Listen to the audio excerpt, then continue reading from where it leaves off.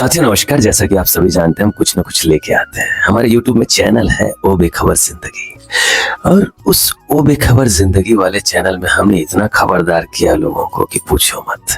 जी हाँ, उसमें हम धर्म जगत की बातें करते थे, धर्म संगत बातें करते थे, धर्म शास्त्र में जो लिखे हुए पात्रों की बातों की चर्चा करते थे कि किस आधार पे राम के कैरेक्टर को बनाया गया है, या राम के कैरेक्टर में किस हिसाब से बताया गया है कि कूल डाउन रहो, काम डाउन रहो, रिलैक्स रहो, रिलैक्स, जस्ट चिल, परेशान नहीं होना। आने वाला समय क्या हो सकता है हमें नहीं पता, यही तो जिंदगी की खास बात है, यही रहस्य तो सुलझाना है जिंदगी में। आप किस लिए आए हैं आपको पता नहीं है, और आपको मैं बताना चाहता हूं कि आप इसलिए आए हैं। इसलिए तो धर्म कथा लिख दी गई है, इसलिए तो धर्म कथा के पात्र बनाए गए हैं कि आपको आपका दर्शन हो सके। तो हम वो बेखबर जिंदगी के नाम से चलते चलते खुद ही बेखबर हो गए। तो हमने कहा, फिर नींद आ गया हमको, फिर सो गए। तो सो गए तो सुबह ही नहीं हो रहा था, कैसे करेंगे, हम भी तो इंसान हैं। तो फिर एक नया चैनल चालू किए हैं, अब होगी सुबह। ये जिस दिन चालू किए थे, लेकिन इसमें भी हमारी बातें लगभग उसी किस्म की, लेकिन इसमें थोड़ा जागरण की बात से शुरू किए। हम एक युवा को लेके आए, जिनकी कोई पूछ नहीं है उनको लेके आएंगे हम, ऐसा सोच के निकले। पहली बात तो हमारी खुद की कोई पूछ नहीं है, इसलिए हमें कोई पूछे, इसलिए हम अपना गुण जगा के आप लोगों के बीच बात रख देना चाहते हैं। तो इस तरह से आप लोगों के बीच रख रहे हैं। अब आप लोगों को हमारा बात कितना जचता है ये निर्भर करता है कि हमारे साथ जो साथी है वो कौन है। तो हमने पहला साथी अपने साथ एक छत्तीसगढ़ का ऐसे ही सामान्य व्यक्ति, जिसकी समझ में विकास हुआ है और वो अपने परिवार को ईमानदारी से पाल रहा है, और राजनीति की जगत में कुछ बात रखना चाहता है तो रख सकता है, या किसी भी विषय में कुछ बात रखना चाहता है तो रख सकता है, ऐसा मैंने छूट कहा। तो उन्होंने अपने आप को योग्य समझा और अपनी बात 5-7 मिनट तक रखी। तो वहां से हमने शुरुआत किया कि अब होगी सुबह। तो उसके बाद एक और कलाकार महोदय धर्मेंद्र के नाम से आए। वो अच्छा गीत गाते हैं, भोलेनाथ का सावन का महीना लगा तो उसमें बहुत अच्छा गीत उन्होंने गाया, तो उसका भी एंजॉय किए। उसके बाद एक काकरोच जनता पार्टी का आना हुआ, तो उस विषय में हमने बात की, और इंस्टाग्राम में भी बात करते रहते हैं। तो अब हम कहना चाहते हैं कि इंसान के अंदर से वास्तव में काकरोच जनता पार्टी आने के बाद जो एक फ्रीडम होता है, स्वतंत्रता का भावना होता है, वो खुलकर सामने आया है। अब हमें ही ले लीजिए, हम तो अपने आप में स्वतंत्र व्यक्ति हैं ही हैं, जानते ही हैं कि भारत देश का संविधान इतना लचीला है, पारदर्शी है कि होशियार व्यक्ति का कुछ नहीं हो सकता। कहने का मतलब कोई बाल भी बांका नहीं कर सकता होशियार आदमी का, तो हम ठहरे अपने आप में होशियार। इसलिए नियम कानून को ध्यान में रखते हुए शब्दों में एक एक शब्द को पिरोते हैं, वाक्य बनाते हैं, असंवैधानिक शब्द ना निकल जाए, असामाजिक शब्द ना निकल जाए, जिनसे किसी को तकलीफ हो जाए, इस बात का ध्यान हम रखते आए हैं। सबसे पहले मैं आप लोगों को बताना चाहता हूं कि भारत देश में रहते हैं, सनातन की भूमि है, और सनातन धर्म में सनातन के कई धर्म पुस्तकें हैं। उनमें से रामायण जैसे श्रेष्ठतम पुस्तक की बात कह रहे हैं, और जिसे बाबा तुलसी और बाबा वाल्मीकि जी ने अपने हिसाब से, अपनी समझ के हिसाब से एक ऐसा साहित्य रचना बनाया है कि वो हर इंसान के लिए उपयोगी है। जीवन में उसका उपयोग करके इंसान अपने आप को जान सकता है, उस कथा से जोड़ना चाहा है। तो ऐसे कथा का बात करोगे तो बहुत ध्यान रखना पड़ेगा। तो इतना ध्यान हमारा सध चुका है कि हम इधर उधर की बातें कुछ भी नहीं कहेंगे। हमसे बात करना है तो जरा तैयारी में आना, इतना है। उसके बाद हम ऐसे महान लोगों को लाते हैं जिनको भी ऐसा लगता है कि वो इन्फ्लुएंसर बन सकते हैं, ध्यान इतना सधा हुआ है कि कुछ भी नहीं बोलेंगे। तो आइए, स्वागत है देवी राजेश्वरी, आप कुछ पूछना चाहे तो अवश्य पूछिए, लीजिए। जी नमस्ते। मैं आपसे कहना चाहूंगी, और कम शब्दों में ही कहना चाहूंगी आपको। आप तो इतने बड़े ज्ञानी हो, इतने अच्छे बातें करते हो, तो मेरे भी तरफ से एक सवाल है, और मुझे भी थोड़ा सा जोश आया मेरे युवा भाइयों को देखते हुए। मैं भी फ्रीडम महसूस करते हुए आपके पास आई हूँ, और बताना चाहती हूँ और पूछना चाहती हूँ कि ये बात कहाँ तक सही है कि 19 अगस्त को बाबा तुलसीदास जयंती है। वो तो इतने बड़े ज्ञानी है, और ज्ञानी होते हुए भी स्त्री की निंदा करते हुए चले गए हैं। उन्होंने एक लाइन छोड़कर चले गए हैं, वो लाइन है, ढोल पशु क्षुद्र गंवार नारी, और ये सब ताड़न के अधिकारी हैं।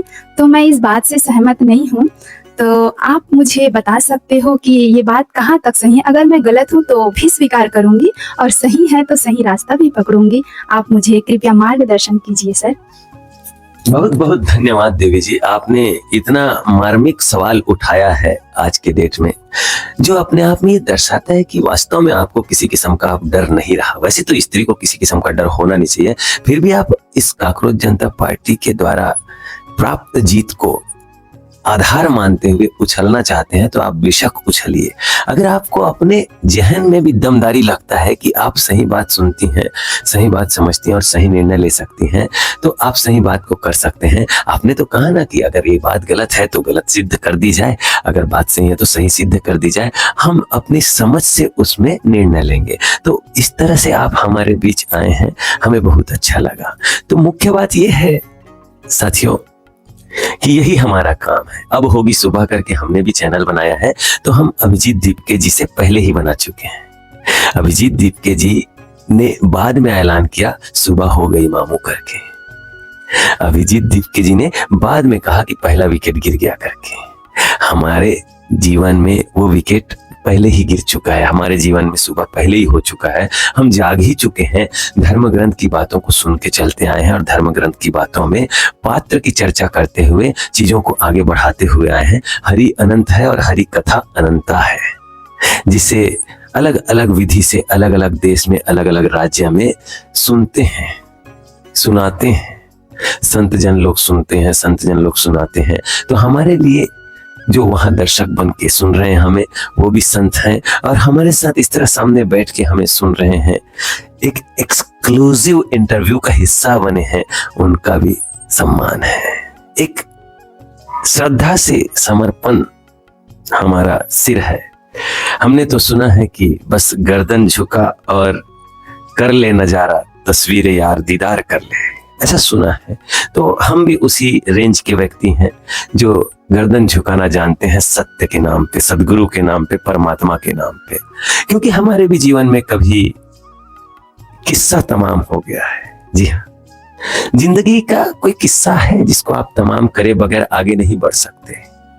तो कौन कौन सा किस्सा है वही जानने के लिए, समझाने के लिए धर्म ग्रंथ की किताबों की रचना की गई है। तो बाबा तुलसी ने कहा है कि ताड़ना, ताड़ना जो शब्द है वो मारने से संबंधित बिल्कुल नहीं है। ताड़ना मतलब तर्क लगाना कि ये कैसे हल हो सकता है। तो ढोल को भी आप देखें तो कहीं भी बजाएंगे तो कुछ भी बजेगा, और एक सही जगह है वहां ठीक से थाप करेंगे, चोट करेंगे तो ठीक बजेगा। तो जीवन के लिए प्यास आवश्यक है, प्यास उठनी चाहिए, और ठीक ठीक प्यास उठे तो ठीक ठीक मार्ग मिले, ठीक ठीक मंजिल में प्रवेश हो। तो आप ठीक ठीक समझे, वरना कोई आदमी कुछ बता रहा है, तुम समझोगे कुछ और, अर्थ का अनर्थ कर लेंगे और आप धर्म ग्रंथ जैसे किताबों को भी, बाबा तुलसी जैसे महान रचनाकार को भी ऐसे ही आंक देंगे। तो आप तो समझ सकते हैं कि बाबा तुलसी रामायण के रचयिता हैं, हालांकि वो भी किसी स्त्री के पेट से ही जन्म लिया है। तो स्त्री जन का सम्मान करना चाहिए, और सम्मान ही कर रहे हैं, इनसे बड़ा सम्मान कुछ नहीं हो सकता। वो कह रहे हैं कि जिस तरह से ढोल को कैसे कहाँ ताड़ना है फिर पीटना है, वैसे ही गंवार को होशियार बनाने के लिए कितना कैसे ताड़ना है, समझना है, फिर उसको कैसे लाइन अप करना है।